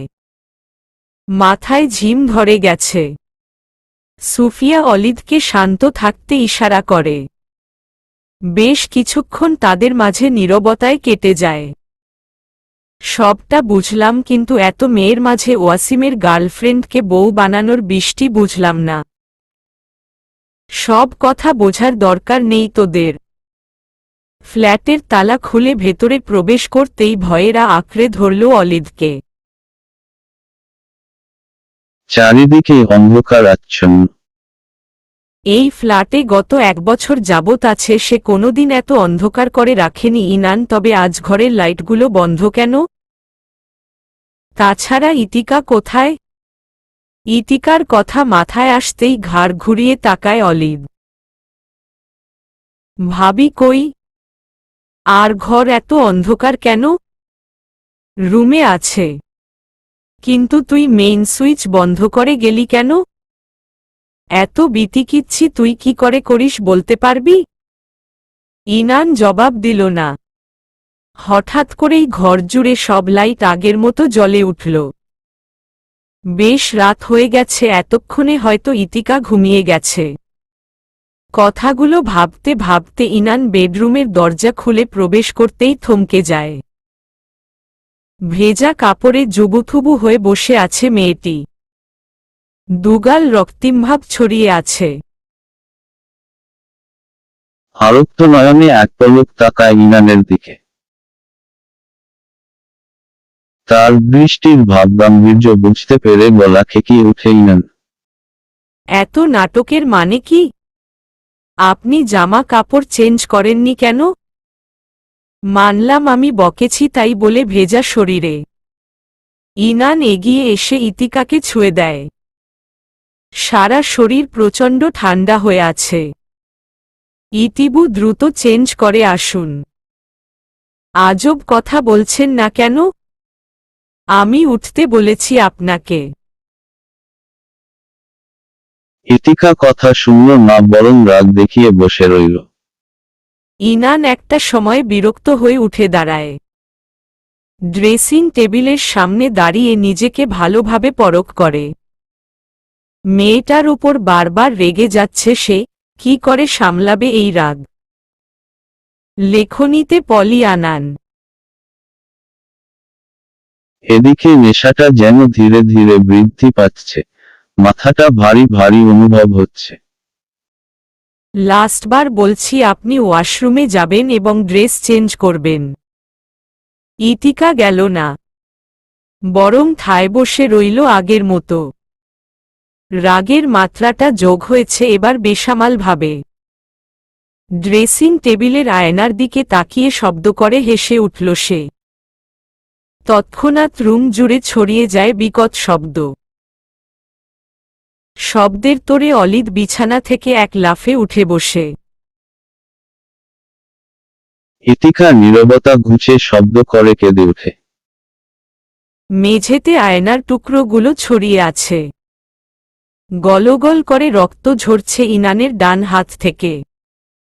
আপনি এখনো যাবেন না ইতিবু? ইতিকার জামকাপড় নিয়ে ওয়াশরুমে চলে যায়। অপরদিকে অলিদ জোরে জোরে দরজায় করাঘাত করছে। রক্তাক্ত হাতটা চোখের সামনে এনে দীর্ঘশ্বাস ছাড়ে ইনান। আফসোস সুরে ফিসফিস করে বলে, আমায় কি একটুও শান্তি দেবেন না ইতিবু? এই রাগ, জেদ, বেহায়াপনা তোর কি কোনো দিন কমবে না? বিয়ে হয়েছে, এবার একটু শান্ত থাক, মানুষের মতো ব্যবহার কর। তোর আচরণ আমার কাছে রাস্তার কুত্তার থেকেও খারাপ লাগে। হাতের কি জঘন্য অবস্থা করেছিস তুই। কাল সকালে ডাক্তারের কাছে যাবি। অলিদ রাগ ঝাড়তে ঝাড়তে ইনানের হাতে ব্যান্ডেজ করছে। ইতিকা চুপসে দরজার কোণায় দাঁড়িয়ে আছে। রুমের একপাশে কাচের ছড়াছড়ি। এই মুহূর্তে তার কি করা উচিত বুঝে উঠতে পারছে না সে। লোকটাকে তার আগে থেকেই রাগী কপট মনে হতো, কিন্তু এখন একটা পাগলা, উন্মাদ মনে হচ্ছে। রাগ দেখিয়ে কেউ কাচে ঘুষি দেয়? এইভাবে হাতের বিশ্রী অবস্থা করে? আর প্রত্যেকবার রাগ দেখিয়েই কি মানুষটার গায়ে এত কাটা সেলাইয়ের দাগ? মানুষটা আসলেই অদ্ভুত। কিন্তু এই অদ্ভুত মানুষটা কেন তার জীবনে ইতিকা নামক সরল সোজা মেয়েটার জীবন জুড়ে নিয়েছে? প্রশ্নগুলো ঘুরে ফিরে ইতিকার মস্তিষ্কে বারবার হানা দিচ্ছে, কিন্তু সঠিক উত্তর পাওয়া এখনো হল না। অলিদ ব্যান্ডেজ শেষে পূর্ণ দৃষ্টি রাখে ইতিকার উপর। ভাবি শুনছেন? ভাবি শব্দটা শুনেই অপ্রতিভ অবস্থায় পড়ে যায় ইতিকা। ফ্যালফ্যাল চোখে কয়েক সেকেন্ড তাকিয়ে থাকে অলিদের দিকে। অলিদ গলা ঝেড়ে আবারও দৃষ্টি রাখে ইতিকার দিকে। ভাবি আপনাকেই বলছি, শুনছেন আপনি? জজি বলুন। আপনি আজ পাশের রুমে ঘুমান। গতকাল সুফু যেখানে ঘুমিয়েছে, ইনানকে বরং আজ একা থাকতে দিন। অলিদের কথা শেষ হতেই ইনান দুজনের উদ্দেশ্য গম্ভীর স্বরে বলে, বিয়ে করেছি বউকে পাশের রুমে রাখতে নয়। অলিদ, তুই এখন রুম থেকে যা। অন্য কেউ যেন ভুলেও এই রুম থেকে যাওয়ার দুঃসাহস না করে, হিতাহিত ফল ভালো হবে না। অলিদ উঠে দাঁড়ায়, ইতিকাকে থাকতে ইশারা করে নিজে বেরিয়ে যায় রুম থেকে। গভীর রাতে ইনান বারান্দায় বসে আছে। হিমেল হাওয়া শরীরে অন্যরকম শিহরণ জাগিয়ে তুলছে। হাতের টনটন ব্যথা তীব্রভাবে বৃদ্ধ পেলেও সে একদম স্থিরভাবে সিগারেট ফুঁকছে। এমন কত শত জখম যে সে পেয়েছে তার ইয়াত্তা নেই। তার তুলনায় এই জখমটি তুচ্ছতম। সিগারেটের শেষ টান দিয়ে ছুঁড়ে ফেলে দেয় বাইরে। ঘুটঘুটে অন্ধকার রুমটায় প্রবেশ করে বিছানার পাশে টেবিলে রাখা ল্যাম্পটা জ্বালিয়ে দেয়। বেশ খানিকটা আলো আছড়ে পড়ছে ঘুমন্ত ইতিকার মুখে। সেদিকে তাকিয়ে স্মিত হাসতে থাকে ইনান। ইতিবু, আগে তুমি ছিলে আমার টোপ, এরপর অদ্ভুতভাবে সব পাল্টে গেল। এখন সবকিছুর ঊর্ধ্বে তুমি আমার ভালোবাসা। আর ভালোবাসার যত্ন করতে হয়, না হলে হারিয়ে যায়। আমি আমার সর্বোচ্চ চেষ্টায় তোমায় আগলে রাখব। সকাল সকাল ফ্ল্যাটে সুফিয়ার আগমন মোটেও সুবিধা লাগেনি অলিদের কাছে। তার দিকে তাকিয়ে বেশ সন্দেহের দৃষ্টিতে প্রশ্ন ছুড়ল অলিদ। তুই এত সকাল এখানে কি করস? ইনান আমায় আসতে বলেছে। কিন্তু কেন? তা জানি না। দুজনের মাঝে আবার নীরবতা। কিছুক্ষণ পরেই ইনান এসে তাদের সামনে বসে এবং সুফিয়াকে ইশারা করে বলে, ইতিকার দায়িত্ব অর্ধেক তোর উপর ছেড়ে দিলাম। আমার উপর? মানে কি? ইতিকাকে স্কুলে ভর্তি করাবি। এই শহরে চলতে হলে, আমার সঙ্গে থাকতে হলে ঠিক যা যা অভিজ্ঞতা প্রয়োজন সব তোর দায়িত্ব। ওর জন্য আলাদা ম্যাডাম ঠিক করবি পড়ানোর জন্য। ইনানের কথা শেষ হওয়ার আগেই চটপট উত্তর দিল অলিদ। দোস্ত, তোর সাথে থাকতে হলে মেয়েটাকে আগে যুদ্ধক্ষেত্রের অভিজ্ঞতা অর্জন করতে হবে। 2-4টা লাশ তার সামনে পড়লে যেন অজ্ঞান না হয়, তাই কলিজা শক্ত রাখতে হবে। কিন্তু মেয়েটার কাল তোর হাত কাটা দেখে যে অবস্থা হয়েছে, মনে তো হয় না তোর সাথে যে কোনো পরিস্থিতিতে খাপ খাইয়ে সে টিকে থাকবে। সে টাপ। ইনান বেশ জোরেই ধমক দেয় অলিদকে, সঙ্গে সঙ্গে চুপসে যায় সে। আয়নার সামনে দাঁড়িয়ে চুল ব্রাশ করছে ইনান। তাদের বিবাহিত জীবনের 8ম দিন আজ। এই কয়েকদিন বেশ ঝড়ঝাপটা বয়ে গেছে তার উপর। ইতিকাকে স্কুল ভর্তি নিয়েছিল বেশ তোষামোদ। গতকাল থেকেই নতুন স্কুলে পড়াশোনা শুরু হবে তার। গুনগুন করে গান গাইতে গাইতে আয়নার দিকে তাকায় ইনান। সেখানে ভেসে উঠে ভেজা চোখ দুটি নিয়ে তাকিয়ে থাকা কিশোরীর দিকে। ইতিবু, কাঁদছেন কেন আপনি? এই কয়েকদিনে আমি বুঝতে পেরেছি আমার ভালোর জন্য সব ব্যবস্থা আপনি করছেন, কিন্তু আপনি কি এটা ভেবে দেখছেন না, সবকিছু ভালোর জন্য করলেও আপনি আমার ভালো থাকাটাই কেড়ে নিলেন। ইতিকার কথায় ইনানের কপালে সূক্ষ্ম ভাঁজ পড়ে। কি সমস্যা আপনার? আপনি ওয়াসিমকে কি করে চেনেন? সেটা আপনাকে বলতে বাধ্য নই আমি। ওয়াসিম আমার হবু বর। মুখে লাগাম দিয়ে কথা বলুন ইতিবু। সে আপনার প্রাক্তন। ভুলেও স্বামী বানাতে যাবেন না। আপনার আগে সে আমার জীবনে এসেছে আর আমাদের বিয়ে হওয়ার কথা ছিল। কিন্তু আপনি মাঝে ঢুকে সব ভেস্তে দিয়েছেন। ওহ আচ্ছা, তাই নাকি? এতই টান বুঝি প্রেমিকের জন্য? তা বিয়ের সপ্তাহ পার হয়ে গেল, আপনার প্রেমিক কোথায়? সে দেশের বাইরে আছে। ফ্যামিলি বিজনেসে। ও তাই নাকি? নাকি বিয়ে করে সংসার করছে? মানে? ইতিকা চমকে তাকায় ইনানের দিকে। ইনান হাসতে হাসতে নিজের ফোন হাতে তুলে ইতিকার সামনে তাক করে। ইতিকা মোবাইলের দিকে তাকিয়ে ভরকে যায়। ওয়াসিম একটি মেয়েকে জড়িয়ে ধরে হাসছে।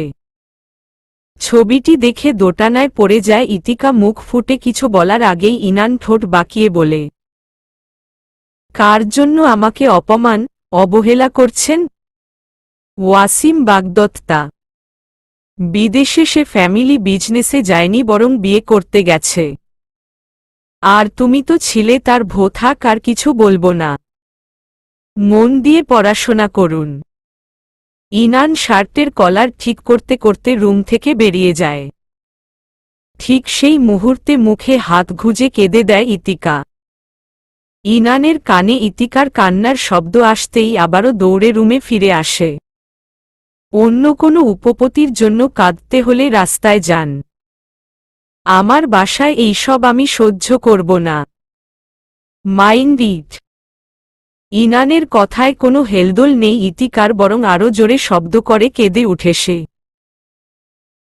ফোলা চোখ মুখ নিয়ে সুফিয়ার দিকে বিরক্তিকর ভঙ্গিতে তাকিয়ে আছে ইতিকা। আজ তাকে স্কুলে যাওয়ার জন্য বেশ জোর তোষামোদ শুরু করে দিয়েছে সবাই। কিন্তু এই মুহূর্তে স্কুল, পড়াশোনা কিছুই মাথায় নেই তার। বর্তমানে ওয়াসিমের সাথে একটি বার যোগাযোগ করার জন্য আকুল হয়ে পড়েছে সে। আমি আজ স্কুলে যাব না আপু। কথাটি ইনানের শ্রবণ হতেই পাউরুটিতে কামড় বসানোর আগেই ঘাড় ঘুরিয়ে তাকায় ইতিকার দিকে। স্কুল যাবেন না মানে কি? আমার ভালো লাগছে না। আমি আপনাকে সেদিন বলেছিলাম অন্য কারো জন্য কাঁদতে হলে রাস্তায় যান, আমার বাসায় এইসব আমি মেনে নেব না। তারপরেও আপনি গত 3 দিন আমাকে জ্বালিয়ে মারছেন। কাঁদতে কাঁদতে চোখে মুখের কি বাজে অবস্থা করেছেন ধারণা আছে আপনার? ইনান কথাটি বলেই পাউরুটিতে কামড় বসায়। ইতিকা না চাইতেও আবারও ঠোঁট কামড়ে কেঁদে দেয়। না চাইতেও ইনানের কথা তার বারবার মনে পড়ছে। দীর্ঘ লম্বা ঢেউ খেলানো চুলগুলোতে বেনি বাঁধিয়ে নিজেকে তৈরি করে নেয় ইতিকা। ইনান বেশ কিছুক্ষণ আগেই বাসা থেকে বেরিয়েছে। বর্তমানে সুফিয়া আর ইতিকাও বের হওয়ার জন্য প্রস্তুতি নিচ্ছে। স্কুল ব্যাগ হাতে তুলে নিয়ে প্রয়োজনীয় সব জিনিসপত্র চেক করে নিচে চলে যায় দুজনে। একটা কথা বলবো আপু?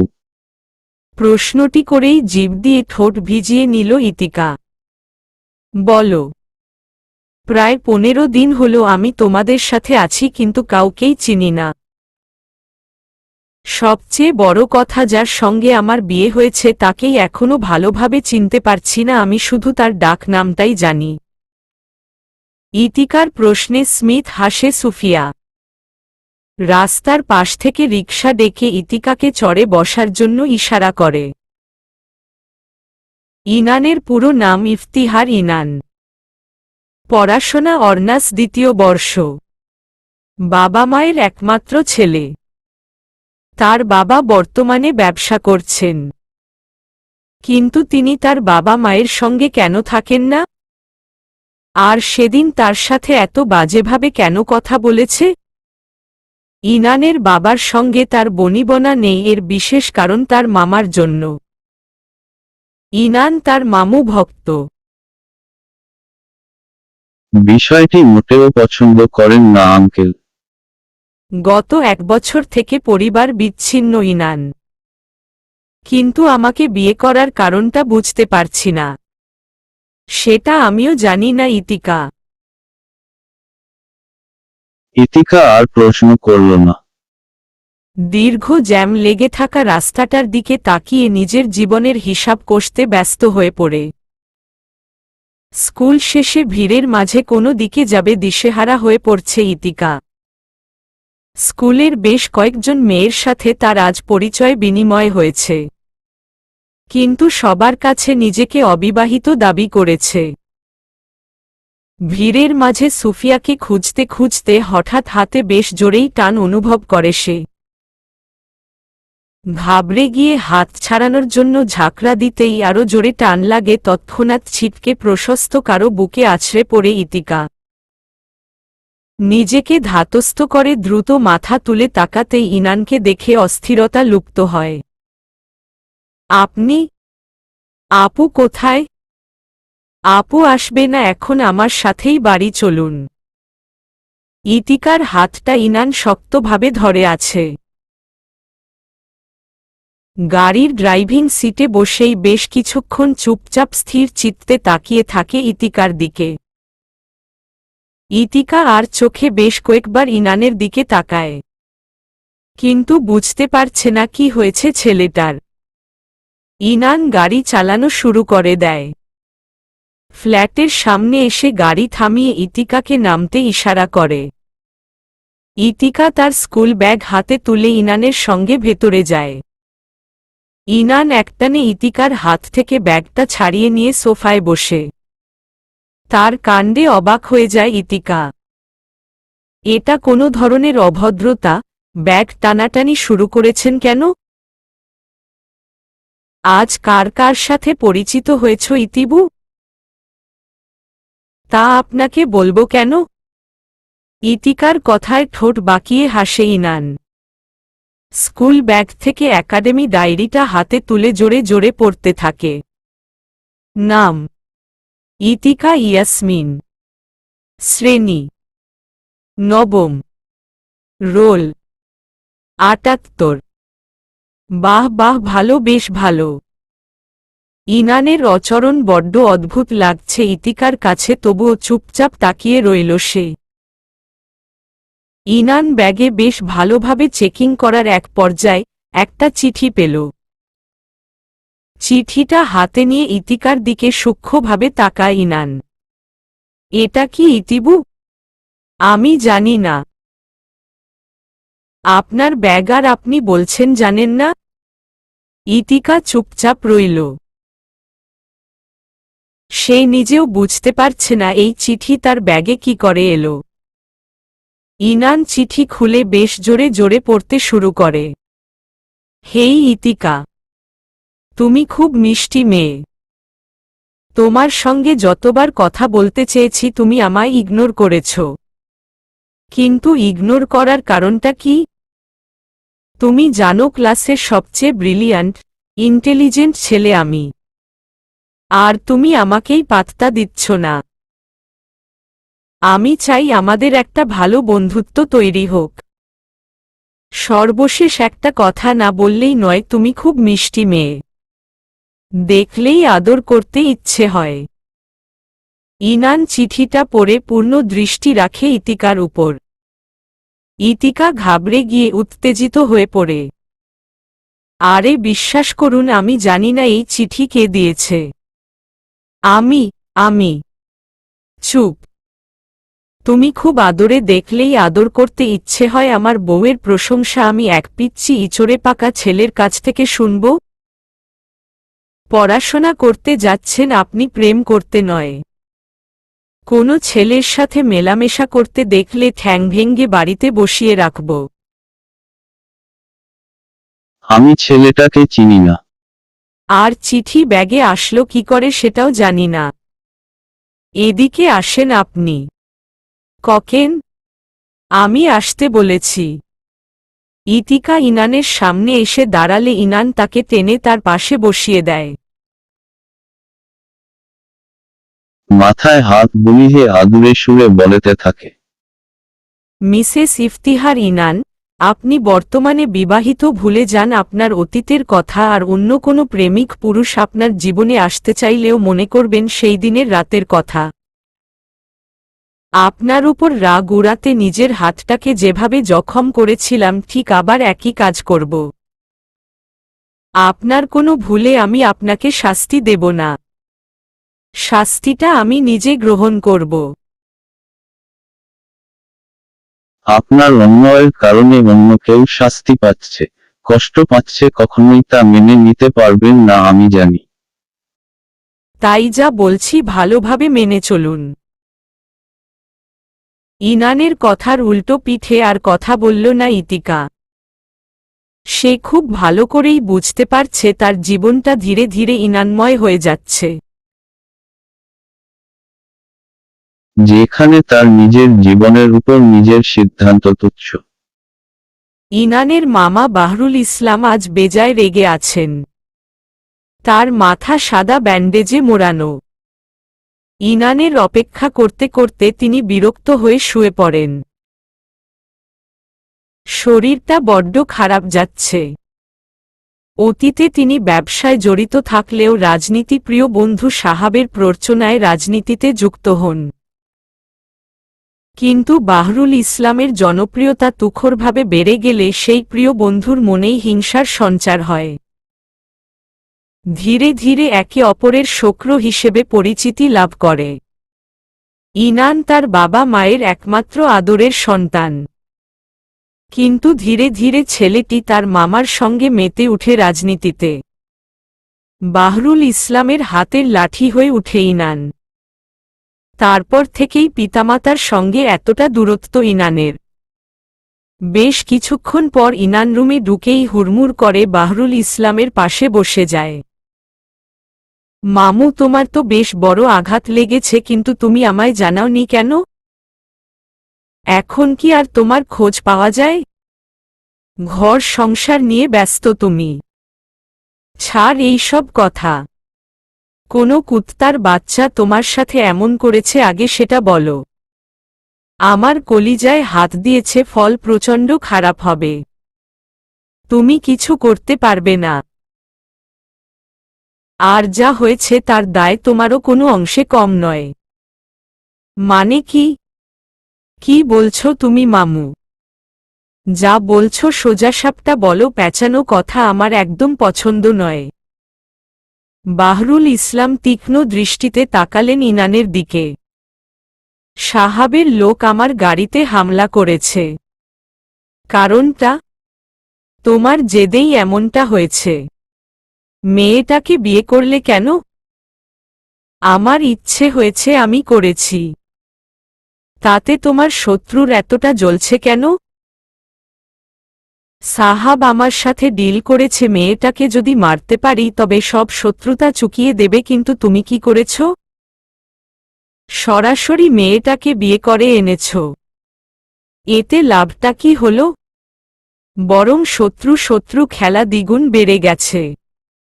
অদ্ভুত কথা বলছো তুমি মামু। শত্রুর সঙ্গে মিত্রতা করে কেউ কখনো পার পেয়েছে? পায়নি। তুমিও পেতে না। ইলেকশন এলে দুজনের মাঝে আবার দাঙ্গার সৃষ্টি হতো। সেটা ভবিষ্যতের কথা। বিয়েটা করা উচিত হয়নি তোমার। যাই হোক, এমন অনাবশ্যক একটি মেয়েকে মেরে ফেললে দেশের ক্ষতি হয়ে যেত না?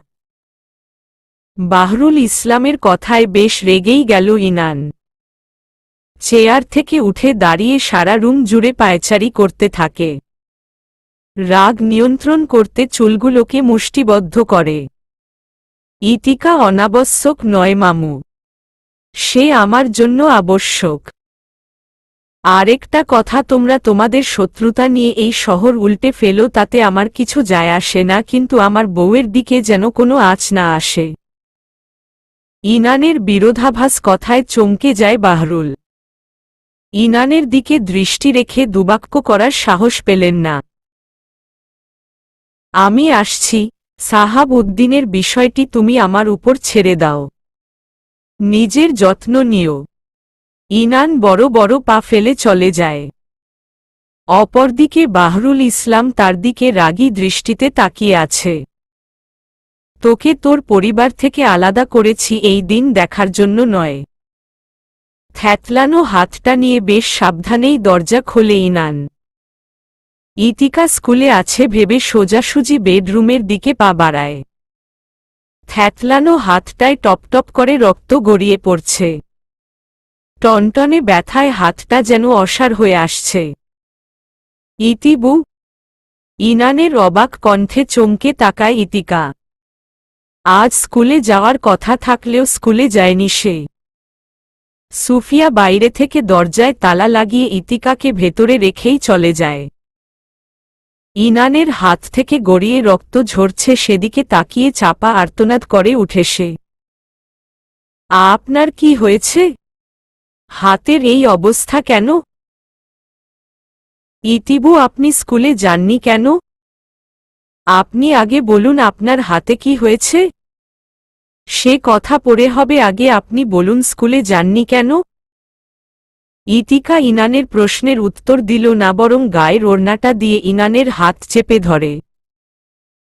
আপনার হাতে কি হয়েছে প্লিজ বলুন। তোমার না জানলেও চলবে। সরো সামনে থেকে। ইনান ইতিকাকে উপেক্ষা করে সরে যায়। ইনানের হাতের এতটাই বাজে অবস্থা হয়েছে, হাতে থাকা কাপড়টা সরালে যে ইতিকা আতকে উঠবে সে খুব ভালো করেই জানে। আপনি আমাকে সরিয়ে দিচ্ছেন কেন? প্লিজ অলিদ ভাইয়াকে ফোন করুন। শুনেন ইতিকা, পাশের রুমে যান। আমার এমন আঘাত অহরহ হয়েছে, আমার জন্য নতুন না, কিন্তু আপনার জন্য নতুন। আপনি ভয় পাবেন, পাশের রুমে যান। যাব না আমি। নাটক করছেন আপনি? দ্রুত অলিদ ভাইকে ফোন করুন। আমি অলিদকে ফোন করেছি, ডাক্তার নিয়ে আসবে। ইতিকা আর কিছু বলল না, চুপচাপ তাকিয়ে রইল ইনানের দিকে। কিছুক্ষণ পরে ডাক্তারের সঙ্গে অলিদ ফ্ল্যাটে আসে। ইনান ইতিকাকে আড়ালে যাওয়ার জন্য ইশারা করলে ইতিকা সরে যায়। পর্দার আড়ালে ইনানের দিকে তাকিয়ে ঠোঁট কামড়ে কাঁদছে ইতিকা। চঞ্চল মানুষটি আজ কেমন শান্ত নিস্তেজ হয়ে গেছে। ইনান বিছানার সাথে হেলান দিয়ে কারো সাথে খুব বাজেভাবে বকাবকি করছে। কিছুক্ষণ পরেই দ্রুত বিছানা থেকে উঠে গায়ে শার্ট জড়িয়ে রুম থেকে বের হতে নিলেই পথ আটকায় ইতিকা। কোথায় যাচ্ছেন আপনি? বাইরে যাব, কাজ আছে। এই শরীরে বাইরে যাওয়া কি খুব দরকার? দেখুন ইতিবু, আপনি যতটা আহামরি ভাবছেন আমার ততটাও চোট লাগেনি। এইসব কাটা ছেঁড়া আমার শরীরে সহ্য করার অভ্যাস আছে, কিন্তু আমার তো নেই। আপনার এই অবস্থা দেখে আমার কি হাল হয়েছে আপনি জানেন? ইনান এবার ইতিকার দিকে পূর্ণ দৃষ্টি রাখল। চোখগুলো ভিজে চুপসে আছে, নাকটা লাল হয়ে আছে। ইনান এক পা দুই পা করে এগিয়ে আসে তার দিকে। আমাকে ভালোবেসে ফেলেছ বুঝি? ইনানের প্রশ্নে চনমনিয়ে উঠে ইতিকা। ডানে বামে তাকিয়ে নিজের অবস্থান থেকে নিজেকে সরিয়ে নিতে দু কদম পিছিয়ে যায়। পালাতে চাইছেন? না। তাহলে আমার প্রশ্নের উত্তর দিন। ভালোবাসবেন আমায়? ইতিকা উত্তর দিল না, এক ছুটে পালিয়ে গেল পাশের রুমে। ইনান রুমে প্রবেশ করার আগেই ঠাসস করে দরজাটা বন্ধ করে দেয়। ইতিকা দরজার সাথে হেলান দিয়ে জোরে জোরে শ্বাস নিয়ে বলতে থাকে, পুরুষ জাতিটাই এমন, একটু আশকারা দিলেই মাথায় চড়ে নাচতে থাকে। তুমি না হয় আমার মাথা খাও, আমার মাথায় চড়ে নাচো, আমি সহ্য করে থেকে যাব, তবু আমার প্রশ্নের উত্তর দাও, ভালোবাসবে আমায়? ইতিকা নিজের অজান্তে কথাটা বেশ জোরেই বলে ফেলেছে, যার কারণে বাইরে থেকে দরজায় হেলান দিয়ে দাঁড়িয়ে থাকা ইনান কথাটি শুনতে পায়।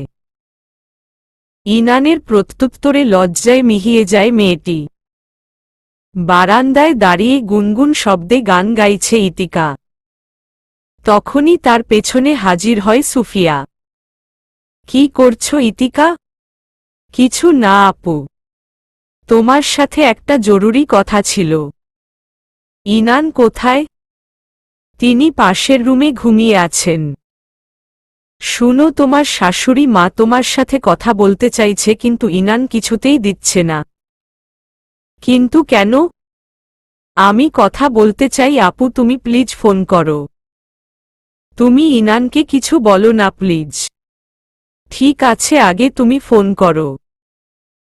ইতিকার ভরসায় স্বস্তির শ্বাস ছাড়ল সুফিয়া। দ্রুত ফোন নিয়ে ইনানের মা নাসরিনকে ফোন করেন। ইতিকাও দ্বিধাহীনভাবে তার সঙ্গে কথা বলতে থাকে। বেশ কিছুক্ষণ পর ইতিকার কানের পাশ থেকে ফোন নিয়ে দেয়ালের দিকে ছুঁড়ে মারে ইনান। সবটা বুঝে ওঠার আগেই সুফিয়ার দিকে তেড়ে আসে সে, কিন্তু পরিস্থিতি সামাল দিতে তাদের মাঝে ইতিকা বাধা হয়ে দাঁড়ায়।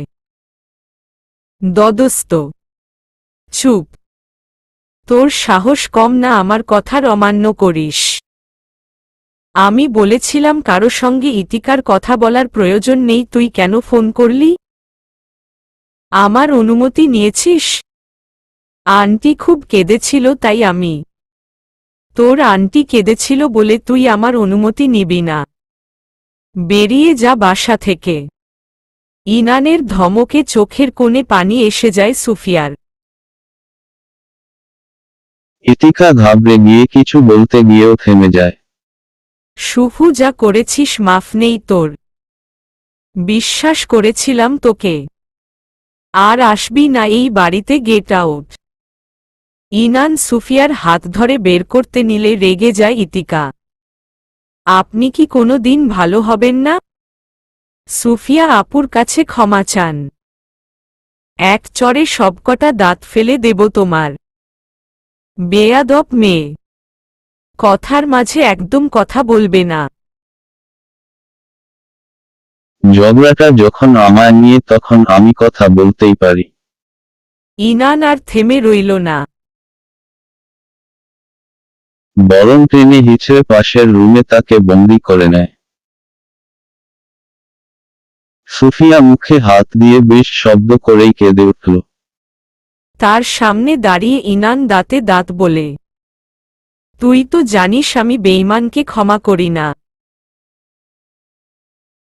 তোকে ক্ষমা করতে পারবো তো? আমি কোনো অন্যায় করিনি ইনান।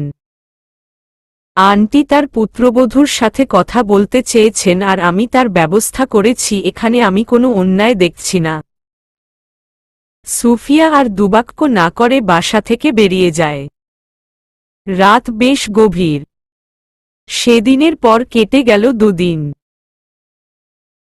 গত দুদিন সুফিয়ার সঙ্গে যোগাযোগ হয়নি ইনানের। অলিদ সম্পূর্ণ বিষয়টা ধামাচাপা দিতে চাইলেও কোনো কাজ হল না। এদিকে ইনানের সঙ্গে মনোমালিন্য হওয়ায় ইতিকা এখনো তার সঙ্গে কথা বলেনি। গত 2 দিন অনাহারী সে। তাই যত রাগ জেদ সব ভুলে ইতিকার দরজার সামনে দাঁড়িয়ে আছে ইনান। মেয়েটি কুণ্ডলি পাকিয়ে ঘুমিয়ে আছে। ইতিবু, ইতিবু। উহ, কি? উঠুন। উম্মম। কি উমম করছেন? গায়ে পানি ঢেলে দিলে তখন ঠিকই লাফিয়ে উঠবেন, এখন ভালোভাবে ডাকছি তো তাই কানেই তুলছেন না। কথাটা বেশ জোরেই বলল ইনান, যার কারণে বেশ তোড়জোড় করে চোখ খুলে ইতিকা। আপনি এখানে কি করছেন? আদর করতে এসেছি আপনাকে ইতিবু। আহ, কি সব কথা বলছেন? কেন আপনাকে কি আদর করতে পারবো না? না, পারবেন না। এমন নির্বোধ, হৃদয়হীন স্বার্থপর মানুষের সাথে আমার কোনো কথা নেই। ইতিকার বাজখাই কণ্ঠে ইনান বেশ রেগে যায়। কিন্তু তবুও নিজেকে নিয়ন্ত্রণ করে ইতিকার পাশে শটান হয়ে শুয়ে যায়। এখানে শুয়েছেন কেন? নিজের রুমে যান। এটাও আমার রুম। আমার রুম, আমার খাট, আমার বালিশ আর পাশে আমার বউ। সব যখন আমার, তখন আমি কেন অন্য রুমে যাব? ঠিক আছে, আমি নিজেই চলে যাচ্ছি। ইতিকা উঠে যেতে নিলেই ইনান তাকে আঁকড়ে ধরে। তার কানের কাছে মুখ নিয়ে আলতো করে কামড় বসায়। আহ! পাগল হয়ে গেছেন? এত হাইপার হচ্ছেন কেন ইতিবু? আমি ছুঁয়ে দিয়েছি, অন্য কেউ নয়। আর অন্য কেউ ছুঁয়ে দেওয়ার চেষ্টা করলে হাত কেটে ফেলব তার। আন্টি ঠিকই বলে, আপনি সন্ত্রাস গুন্ডার থেকেও কম না। এই জন্যই আমি কথা বলতে বারণ করেছি। জানতাম কথা বললেই আপনার কানে বিষ ঢালা হবে। জানেন তো আমার বাবা মা আমার চাওয়া পাওয়ার মূল্য দেয় না। তাই না কি? তা আপনার চাওয়া পাওয়াটা কি? মামু আমার সবচেয়ে প্রিয় ব্যক্তি। তার সঙ্গে থাকব, ধীরে ধীরে মামুর অবস্থানে নিজেকে দাঁড় করাব। রাজনীতি করতে চাই। গল্পটি লেখনীতে পলি আনান। কিন্তু বাবা পছন্দ করেন না। ঠিক 1 বছর আগে বেশি রাত করে বাড়ি ফেরায় আমাকে বলেছে বেরিয়ে যেতে, তিনি নাকি আমার মুখ দেখতে চান না। আমিও বিনা বাক্য বাড়ি থেকে এক কাপড়ে বেরিয়ে আসি। তারপর আর ওই বাড়ির ত্রিসীমানায় যায়নি। বাবা মা কি কখনো সন্তানের খারাপ চায়? তারা আপনার ভালো চায় বলেই শাসন করে। আপনার কি মায়া লাগে না তাদের জন্য? এত কথা শুনতে ভালো লাগছে না আমার। ইনান কথাটি বলে ইতিকাকে আরেকটু কাছে টেনে নেয়। ইতিকা সরে আসতে চাইলে কৌশলে ইনান তার পেটে হাত রেখে রাগান্বিত স্বরে বলে, আপনি আমার উপর রাগ দেখালেন মেনে নিলাম, কিন্তু খাওয়া দাওয়া বন্ধ করলেন কেন? সেই কৈফিয়ত আপনাকে দিতে চাই না আমি। আপনারা মেয়েরা এই একটা গুণ ভালোভাবে কবজা করেছেন। চুন থেকে পান খসলেই গাল ফুলিয়ে থাকবে, সাথে খাওয়া দাওয়া বন্ধ। বাজে স্বভাব। আমরা আর যাই করি বাড়ি থেকে তো আর বেরিয়ে যাই না। যদি আপনারা সুযোগ পেতেন তবে ঠিকই বেরিয়ে যেতেন, কিন্তু ঘরের বাইরে তো আর আপনাদের জন্য নিরাপদ নয়। তাই এই এক কিসিমের রাগ দেখিয়ে ঘরে থাকো। ইতিকা উত্তর দিল না, বিরক্ত হয়ে সরে গেল। ইনান নিজেও বিছানা থেকে উঠে ইতিকাকে সহসা কোলে তুলে নেয়। আরে কি করছেন কি? এত রাতে কি মাথায় সমস্যা দেখা দিয়েছে? চলুন খাবো। আমার খিদে নেই। আমার আছে।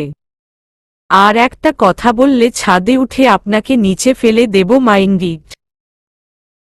ইতিকা আর কিছু বলল না। ইনান ইতিকাকে নিয়ে ডাইনিং টেবিলে বসে যায়।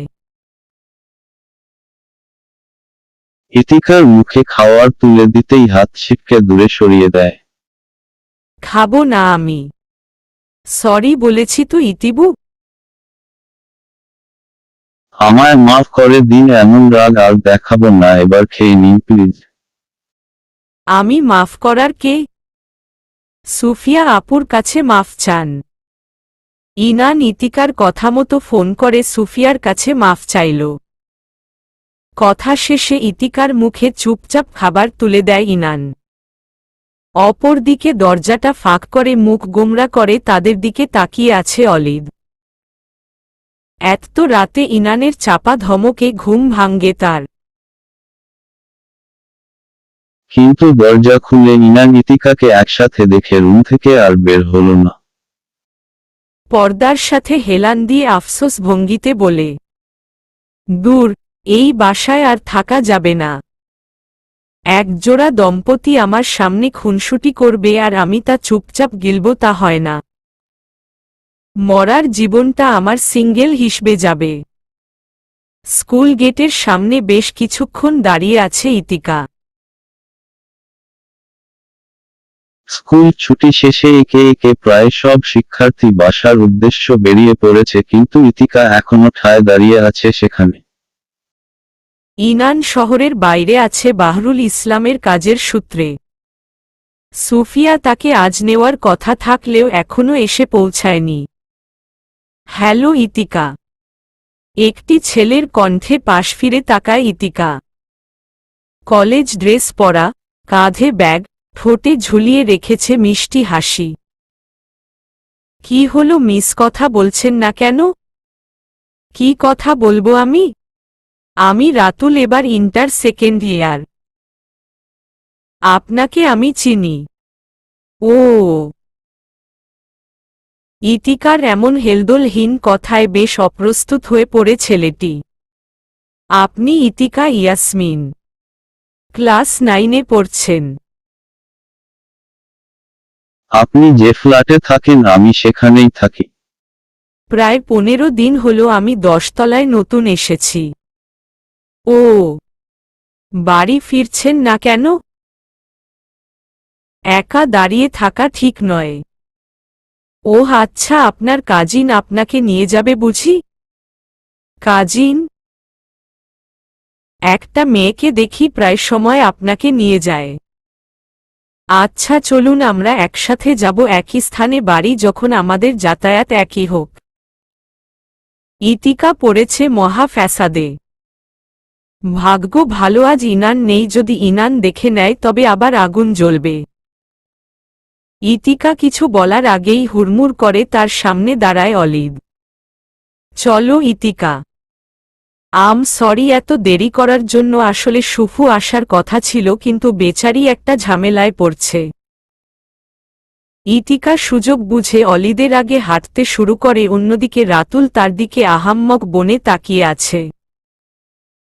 অলিদ বিষয়টি বুঝতে পেরে ইতিকাকে প্রশ্ন ছুড়ে দেয়, ছেলেটা কে? আমি চিনি না। কথা বলছিলে কেন?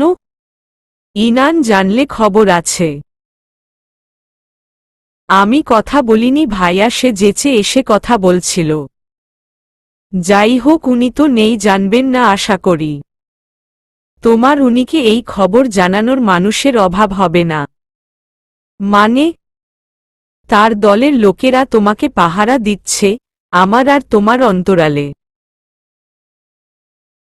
সেটা তুমিও বুঝতে পারবে না আর আমিও বুঝি না। যাই হোক, আমি ম্যানেজ করে নেব বৃষ্টি।